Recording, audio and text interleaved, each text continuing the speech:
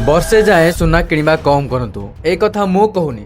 10 मे को prime minister Narendra Modi Hyderabad रे एक सम्मेलन में समस्त को अपील कर कोई भी फंक्शन हो, कोई भी कार्यक्रम हो, हम सोने के गहने नहीं खरीदेंगे, सोना नहीं। हेले प्रश्न उठे हठात प्रधानमंत्री एमिति काहेकि कहिले। नमस्कार बंधुने मु शिव प्रसाद। एमिति वैल्यूएबल कंटेंट को मिस न करिया पे चैनल को सब्सक्राइब करि परिबे। प्रधानमंत्री नरेंद्र मोदी कहिसंती जे भारतर प्रतिटी घरे पड़ी रहिथुवा सुना गोटिए गोटिए अनप्रोडक्टिव एसेट्स। से लोकों को अनुरोध करछंती कि से माने फिजिकल गोल्ड कम किणंतु आउ ता बदल रे डिजिटल गोल्ड रे अधिक निवेश करंतु। सरकारक रिपोर्ट अनुसार भारत आर्थिक वर्ष 2023-24 रे 795 मेट्रिक टन सुना बाहर आमदानी करिछि। 2024-25 रे 757 मेट्रिक टन आउ 2025-26 रे प्राय 721 मेट्रिक टन सुना आमदानी करिछि। 2025-26 रे जहार मूल्य प्राय 6 लाख कोटी टंका, माने एते ह्यूज अमाउंट आमको खर्च करिया पड़े।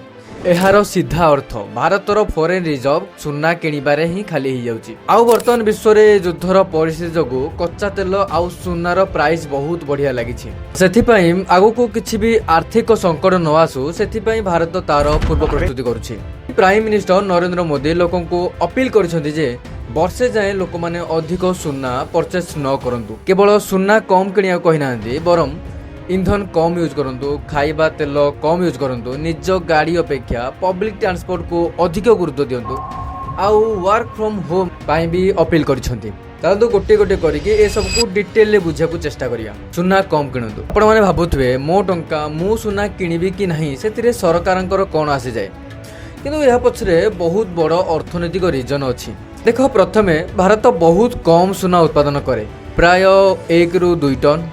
90% रु अधिक सुना आमको बाहर देश रु इंपोर्ट ही करिया पड़े, जेमिति कि स्विट्जरलैंड आउ यूए भली देश।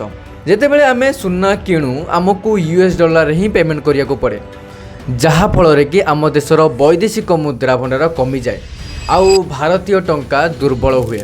वर्तमान समय को देखिया गले गोटे डॉलर 95 टंकार सहित समान। प्रधानमंत्री नरेंद्र मोदी सेकेंड अपील करछंती खाइबा तेल कम करंतु, पेट्रोल कम यूज करंतु आउ पब्लिक ट्रांसपोर्ट को अधिक यूज करंतु। ए सब पछरे मात्र गोटे लक्ष्य अछि, भारतर टंका भारत रे ही रहू। भारत विश्वर सबुठारो बड़ खाइबा तेल आमदानी करे। भारत निज आवश्यकतार प्राय 60% रु अधिक खाइबा तेल बाहर ही मगाई थाए।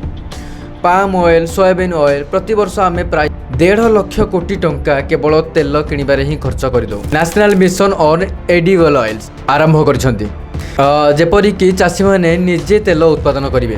प्रधानमंत्री मोदी इंधन बंचाओ आ वर्क फ्रॉम होम ऊपर जोर देबाक कहिसंती। आपण बहुत भल भाव जानिछंती भारत निजर 85% कच्चा तेल बाहर ही आमदानी करे।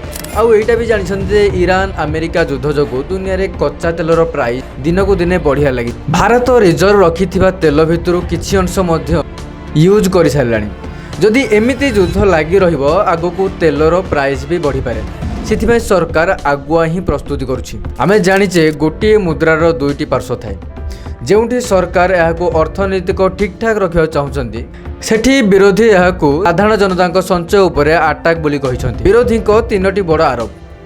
विरोधी को कहिया कथा होची भारत गरीब और मध्यमित परिवार पई सुना केवल फैशन नुहे, यह होची आपदकालीन पांठी।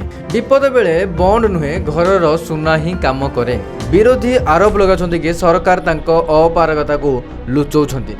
सरकार बहुत बड़ फेलर होईची आउ लोकों को देशभक्ति ना रे तांको सुख सुविधा को कंप्रोमाइज करिया पड़ुछ। बंधु माने सरकार को लक्ष्य सुना छड़ाई नेबाकु नुहे, बरम निवेशर शैली बदलाइबा। किंतु विरोधी को भय भी भूल नुहे।